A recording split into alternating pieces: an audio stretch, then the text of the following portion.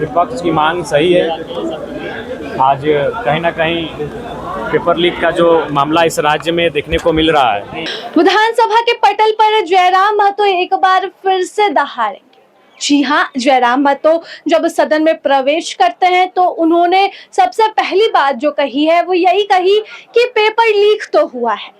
एकदम वह मान रहे हैं पेपर लीक हुआ है और पेपर लीक पर जो है वो जांच होनी चाहिए। विपक्ष को उन्होंने समर्थन किया, विपक्ष यानी कि बीजेपी के साथ खड़े नजर आए जयराम महतो और उन्होंने कहा कि आज जब उन्हें बोलने का मौका मिलेगा तो वो सदन के अंदर इस मुद्दे को उठाएंगे और पूछेंगे सवाल सरकार से कि आखिरकार 10वीं के पेपर लीक क्यों किए गए, इसकी जवाबदेही कौन लेगा, इसकी जिम्मेदारी कौन लेगा और इसके आगे ऐसी प्रक्रिया नहीं होगी इसके बारे में कौन गारंटी देगा। क्योंकि उन्होंने गिनवाया भी कि अब तक जैसे सीजीएल से लेकर कई पेपर झारखंड में लीक हो गए, इससे लेकर खूब हंगामा हुआ, लेकिन कार्रवाई के नाम पर कुछ भी हाथ नहीं लगा। सख्ती बढ़नी चाहिए, सख्ती घट गई और जो पेपर लीक पर जांच होनी चाहिए थी, जो सख्ती होनी चाहिए थी, जो आरोपियों में डर होना चाहिए था, वो डर कम हो गया और यही वजह है कि आज 10वीं का पेपर भी लीक हो रहा है। आप भी सुनिए क्या कुछ कहना था जयराम महतो का पेपर लीक के मामले में, पेपर लीक के मुद्दे पर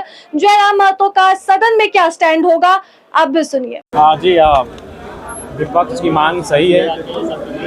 आज कहीं ना कहीं पेपर लीक का जो मामला इस राज्य में देखने को मिल रहा है और इस मामले को लेकर सरकारें गंभीर नहीं होने के कारण एक के बाद एक लगातार क्रम अनुसार पेपर लीक के मामले सामने आ रहे हैं।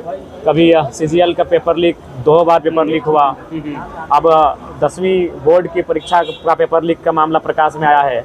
आज अगर सरकार तह तक जाकर जांच नहीं करती है तो 6 महीने बाद फिर किसी परीक्षा के प्रश्न पत्र लीक होते हुए हमारे सामने आएंगे। तो इसलिए आवश्यक है इन विषयों पर विराम लगे, उसके लिए उचित जांच आवश्यक है। नौबत क्यों आती है जयराम जी? जो भी एग्जाम होता है उसका देखिए ये नौबत सुधार की जरूरत है। देखिए सुधार की आवश्यकता है कि ब्यूरोक्रेट्स, क्योंकि सरकारों में जो मंत्री हैं उनकी क्षमता क्या है, दक्षता क्या है, ये सभी परिचित है आप उनसे।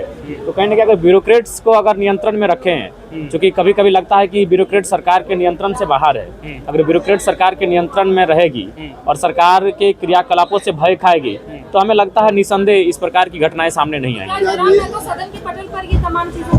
जी निसंदेह रखेंगे और चाहे प्रश्न पत्र लीक का मामला हो या जेपीएससी के जो छात्र आंदोलन कर रहे हैं, चेयरमैन नियुक्ति की मांग कर रहे हैं, नियमित परीक्षा कैलेंडर जारी करने की मांग कर रहे हैं, उन विषयों को सदन के पटल पर रखा जाएगा। धन्यवाद। जेपीएससी का अध्यक्ष नियुक्ति का मामला भी कोर्ट में था। जी निसंदेह आज मुझे आशा है कि जेपीएससी अध्यक्ष नियुक्ति का मामला सदन पे गूंजेगा। प्रश्नकाल है जयराम जी, क्या तैयारी है आज? जी प्रश्नकाल में पहला प्रश्न ही रहेगा छात्रों से संबंधित और आशा करते हैं सरकार उसका निष्पादन करेगी। धन्यवाद।